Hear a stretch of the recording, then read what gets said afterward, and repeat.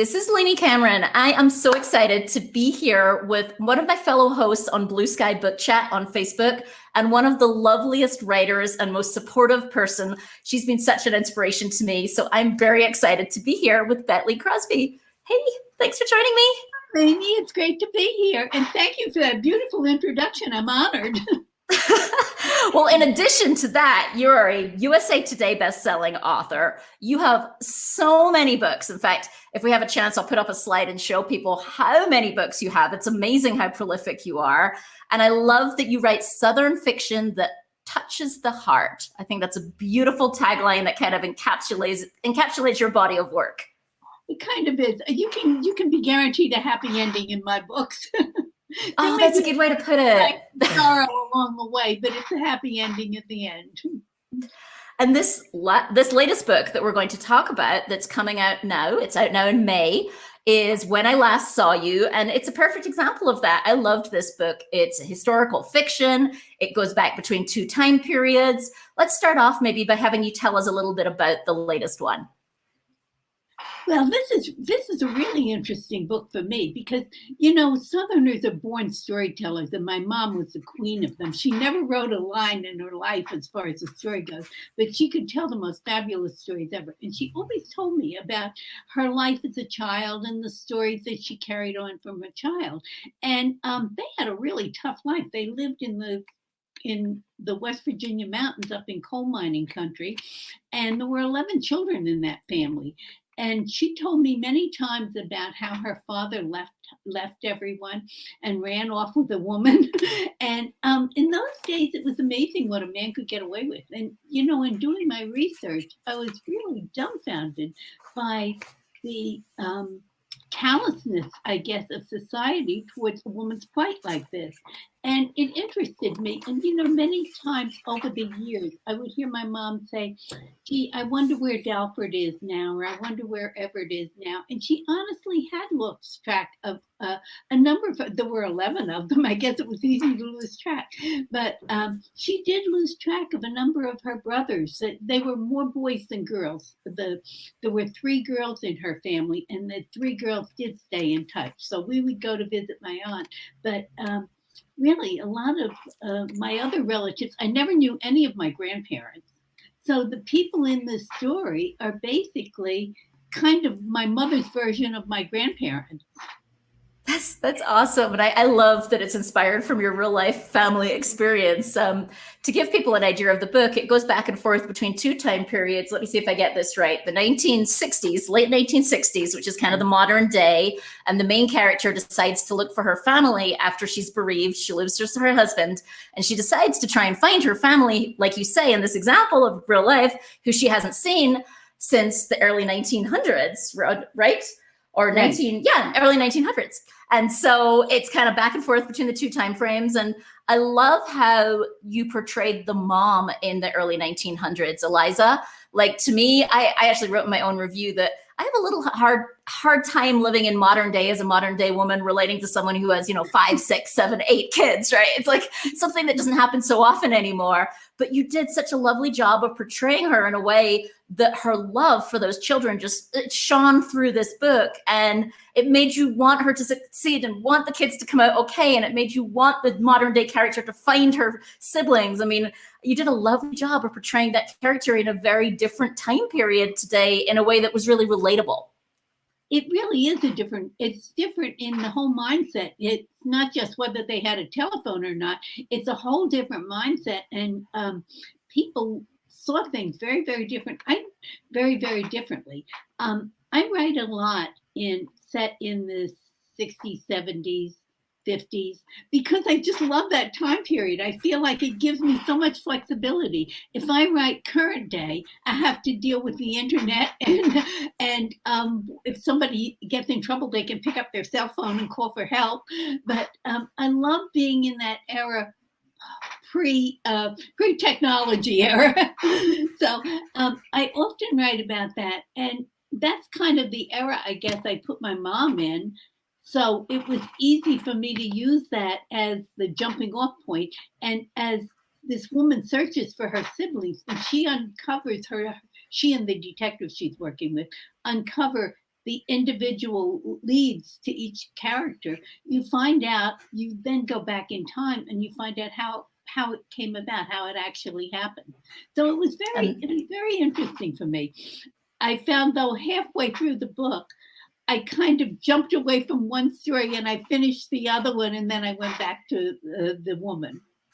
So, and I think it's nice that way because it ends on a high, right? The modern day story, like you say, has a happy ending. I was smiling as I finished this book, even though it had sorrow in it. It wasn't a tearjerker. It was a really interesting, made me think kind of book. Like, yeah.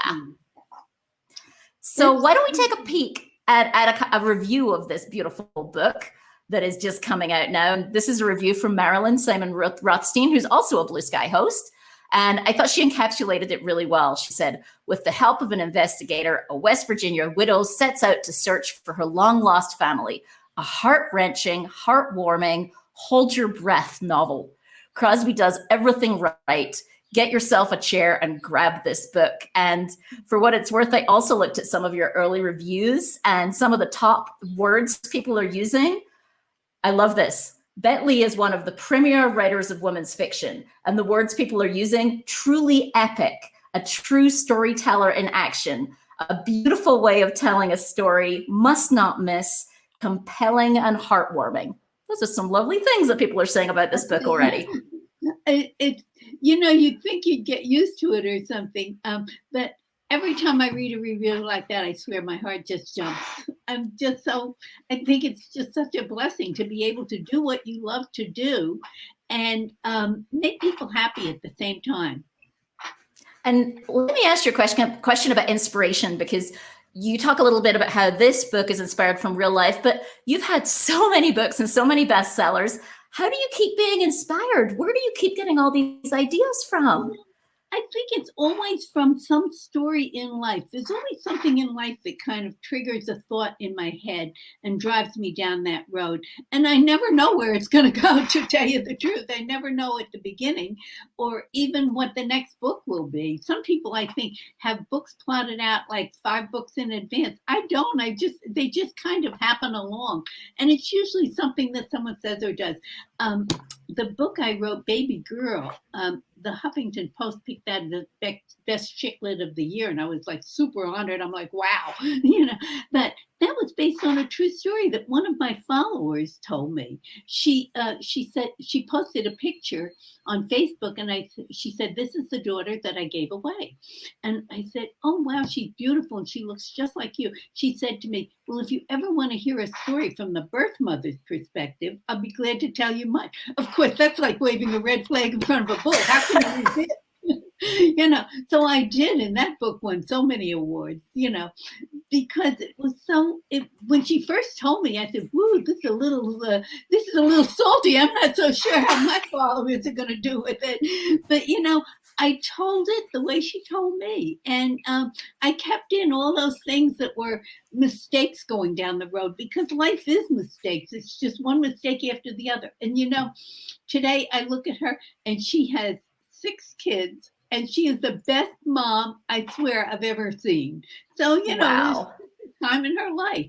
And I think that being honest about it is what makes a book interesting to read. I think you can feel honesty in a character. And so let's talk a little bit about editing. And actually, before we do that, let me just pop up a slide that shows just the depth. And this is not even all of your books. This is a subset of your books. I ran out of space on the slide, but for those who are listening to the podcast, I think there are like 20 odd books on this one slide, and I ran out of space. But this is such a prolific body of work that you have here. And I'm so excited to hear what advice you have for writers like me who are just starting out, right? I've only got 1 book in the world, and here you've got, it's this amazing body of work, so many bestsellers. Like, any advice or tips for people who are trying to be maybe not as prolific as you, but I'll be happy to be half as prolific as you? Like, how do you do that? The truth is, by today's standards, and with so many writers out there, and I look at them and I say, oh my gosh, I could never write that fast in 100 million years. I maybe do 2 books a year. Maybe. Some years I haven't done 2, and some I've done 3. So it's just like what moves me. But what my best advice, what I've learned the most from, and I started out, I wrote for business for many years. I was, in marketing, and I wrote all kinds of things about selling stuff and, marketing and going, advertising, things like that. But if you're writing fiction, the thing that I learned the most from was reading, honestly, because I'd read, and I still am a very prolific reader. And everything you read, you learn something from. You learn if you like this, if you like that character, why'd you like her? And if you didn't like a character, why did you not like her? And I think those are the things that really push you into growing as a writer. There's technical stuff that you learn, and that you start out with. I don't you think you know it all at first, but you kind of start out with a good understanding of that, and a good editor always helps. But the thing that you learn from reading is how to pour your heart out, how to really make that character live, how to make that person breathe and be vulnerable and be lovable and dislikable at the same time. So I think those are the things that you get. You get it from reading so many other books. And I really prefer to read than listen. I do listen to books sometimes, but I don't get the same intimacy that I do with reading. I can relate to that. I'm more of an ebook or paper, in part because I think I'm a visual person when I read. And so, yeah, for some reason, I'm more able to visualize the characters when I'm reading from paper than from hearing it on audio. I don't know why. Same here. Well, I didn't start out as a writer. I started out as an artist. So I am really a visual person. I was working as an artist and a sales rep. I was designing packaging, and I asked the sales rep for some copy for the back of the packaging. He said, make something up, kid. I was just out of college. And he said, something up, kid. So I did. And wow. That was the start of it. And I went from there to doing the company newsletter. And then, I just ended up doing more writing than any design work I ever did. Wow, that's fascinating. A lot of writers come from a marketing background or a kind of a copywriting type background in different ways. Like my friend Alison Hammer is in advertising; it's her day job, but then she writes these incredibly touching novels. In fact, similar to yours and how they're really touching and from the heart. So there's something there about that kind of advertising product background in some way. So you're bringing out, you're writing 2 books a year, which I know a lot of my listeners are sitting there going like, how can you describe that as not prolific? Because to some of us, that seems really, really prolific. But like, how does the editing happen? Like, you can't have a lot of time to edit if you're writing 2 books a year. Like, what does your edit process look like? First of all, I write practically every day. I mean, really, once in a while we'll take off, but I just enjoy doing it. So I end up, even when I'm not writing, I'm usually thinking about what I'm writing. And I don't feel like I create my story when I sit down at the computer. I really create my story in my head when I'm walking around and doing things in the house and, outside in the yard. And then when I sit down at the computer, I just put the words on paper. But as far as editing goes, I kind of edit almost as I go along. When I finish, that book is pretty close, and then I do one more read through. But I find that if I edit as I go along, which is I get my story down, and before I start the next day, I go over what I did the day before. And usually that's, or even that night, sometimes I'll finish working and finish writing, and I print it out and read it that night. And, when you read it back, it's very different than what you thought you saw on the screen. But, even with reading the printed word, I can see the mistakes that I didn't see when I was on the computer. Oh, interesting. I love how everyone's process is so different. I think if I went back and edited the previous day's work, I'd basically spend all day doing the previous day's work. That's one of the pitfalls of it. That's impressive. I love hearing about your process. Well, before we wrap up, anything you've enjoyed reading recently? Like, what do you, I know you're a very prolific reader as well. You read so many books, but like, what do you enjoy reading? What can you recommend to our listeners here? I enjoy literary fiction a lot. I enjoy women's fiction. Actually, I enjoy magical realism.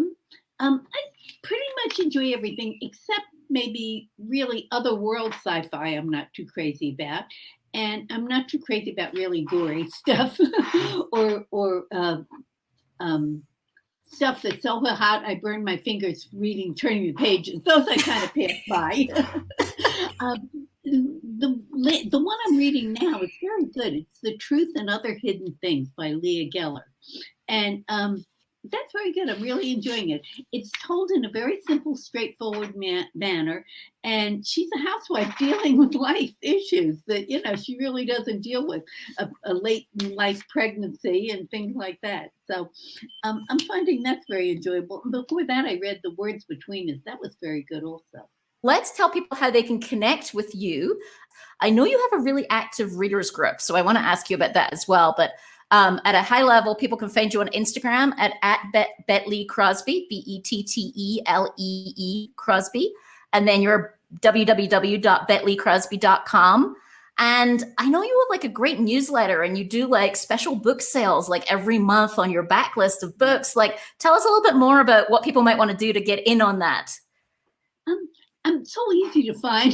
Pinterest, Instagram, my website. My website is BetteLeeCrosby.com. So it's BetteLee Crosby.com. Your email list, you call it the VIP list, I think, or something similar, right? So many people love paperback books. And while Amazon has Kindle books on sale often, they don't have paperbacks on sale often. And even in the bookstores, the paperbacks are not on sale that often. So every month I feature a different book and we put the paperbacks on sale and we sell them really for just what it costs us to buy them and ship them. That's great. That's a great tip for everybody to know if they're paperback lovers. It's a great thing. And they get a signed paperback and for a very little amount of money. And I feel like it's the one thing I can do for my loyal readers that really are paperback readers. They just don't have a Kindle. They don't like a Kindle and they don't want a Kindle. Well, I want to say thank you so much for joining me. And we are both hosts on Blue Sky Book Chat. So if folks want to kind of see us both live more often, we do a lot of things on the Blue Sky Book Chat group. It is. It's a great group. It's a lot of fun. It's fun for the authors and it's fun for the readers. Well, thank you so much for taking the time to join me today. It's been my pleasure, Lainey.